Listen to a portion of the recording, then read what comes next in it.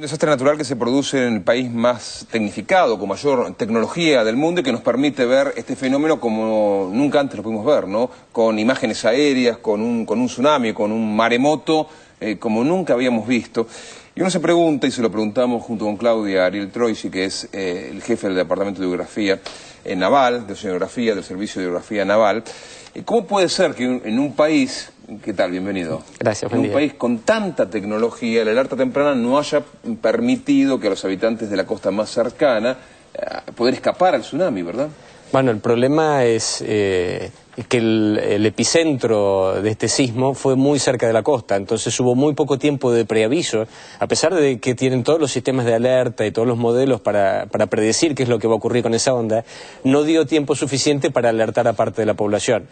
Beneficio comparativo que sí tuvieron algunas islas y países que estaban más alejados, que pudieron ir monitoreando el avance de la onda. De hecho, hubo importantes olas en algunos lugares. En California, que tenían un aviso, hubo un muerto, pero aparentemente fue por negligencia, porque esa persona estaba en el lugar equivocado, tomando fotos. Hubo un movimiento tan importante en uno de los puertos, en una localidad pequeña pesquera de Ecuador, que hasta perdieron gran parte de lo que es la herramienta para los pescadores, ¿no? Mencionaban hoy los diarios. Pero, capitán, si nosotros tenemos que hablar, por ejemplo, el Servicio de Hidrografía Naval, aquí, que depende de la Armada Argentina, sintió, vio, verificó la aparatología, lo que se estaba dando la otra madrugada argentina o tarde de Japón. Bueno, en realidad nosotros lo que tenemos es una red de estaciones mareográficas, no tenemos sismógrafos, así que no hacemos un seguimiento de los sismos, pero sí tratamos de ver qué pasa con la onda de marea. En el caso nuestro, como esto ocurrió en el Pacífico, nosotros veníamos monitoreando la situación, pero eso no iba a llegar a nuestras costas, porque tienen que imaginar que esa onda tenía que venir de Japón, transitar todo el Pacífico, pasar por el pasaje Drake, salir al Atlántico, y lo hubiéramos podido detectar la señal eventualmente en alguna estación en la península antártica, pero sobre nuestro litoral no iba a ser percibido. De hecho, las olas que llegaron, las ondas, la primera, la segunda, que llegaron, por ejemplo, a las costas del sur de Chile, tenían apenas 20 centímetros en algunos casos. O sea que es una señal que uno detecta en los sensores, es decir, llegó la señal del tsunami, como pasó en el tsunami del 2004, que se detectó en Mar del Plata, 24 horas después, pero en realidad... Claro, la gente no lo notó. Nosotros tuvimos que filtrar la onda de marea para ver, esta es la señal del tsunami. Usted hablaba del tsunami del 2004.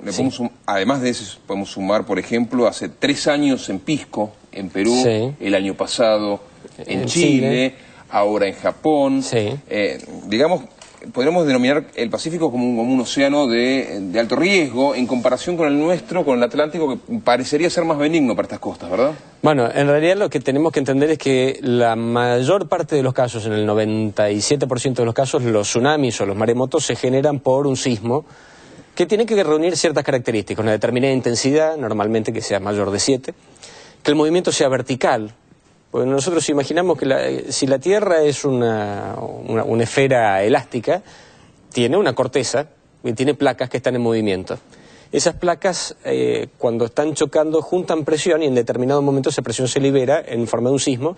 Puede ser movimiento así horizontal o el vertical. Y en el vertical ahí es donde tenemos el maremoto. En el caso del Atlántico Sur, es geológicamente muy estable, y las placas estas nosotros nos estamos separando de África, lo cual no se está dando ese problema de compresión. Nos seguimos separando de África. Nos seguimos separando de África. Ahora, el Atlántico Norte sí tiene riesgo de tsunami, el Caribe tiene riesgo de tsunami, el Mediterráneo tiene riesgo de tsunami, el Índico, el Pacífico. Turquía ha sido lamentablemente escenario de muchos movimientos y de sismos que han dejado un sinnúmero de víctimas, incluso de requerimientos al gobierno de por qué se habían comprado viviendas supuestamente antisísmicas si esto no había sido así. Me acuerdo en la década del 90 cómo golpeó duramente un sismo a Turquía. Sin embargo, no hubo ningún tipo de desgracia a posteriori que tuviera que ver con el Mediterráneo. Lo que hay que tener en cuenta también es esto, es decir, ¿dónde se genera el sismo? En el caso de Japón se generó a 140 kilómetros de la costa. Japón ha tenido muchos terremotos, también en época reciente, y nadie hablaba de maremotos o de tsunami. Yo no recuerdo ahora el caso de Turquía, ¿dónde fue que se generó el sismo? Si el sismo se genera debajo del agua y, además, el origen no es muy profundo dentro de la corteza, Entonces puede darse, hay registros, creo que los griegos tenían algunos antecedentes de olas que no sabían explicar, que el origen venía asociado a un terremoto. Ahora, Troisi, podemos devanarnos los sesos hablando y hablando y hablando hasta mañana. Lo que queda claro es que la fortaleza y la furia que tiene la naturaleza no escapa a toda posibilidad del ser humano.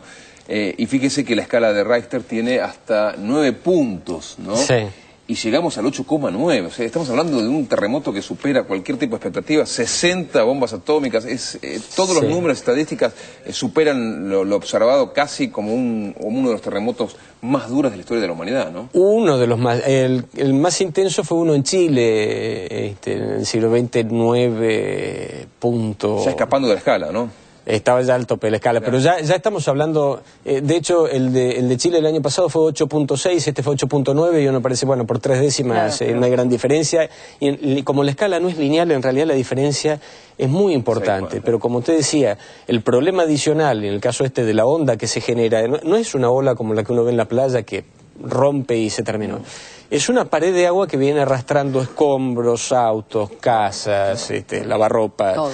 Y es como una gran moledora que sigue avanzando hasta que entró en algunas zonas más de 5 kilómetros. Todo depende de cómo es el perfil de... Sí. Mire, ahí estamos viéndolo en pantalla, ¿no? La furia, cómo va. Y aparte dicen que es tremendo cuando entra, pero mucho más terrible cuando se va. Bueno, obviamente es... Eso entra, como usted bien dice, y después se va y sigue trayendo todo lo que arrastró a la ida, lo viene trayendo a la vuelta, o sea, bueno, lo que no rompió a la ida, lo rompe a la vuelta. Está a la orilla de la playa y está disfrutando de ver cómo se lleva el agua todo lo que ¿Y a qué velocidad, acaba de rozar. Sí. Capitán Troisi, le agradecemos el haber venido tan temprano a Visión 7. Muchísimas gracias. Gracias a ustedes. Bien.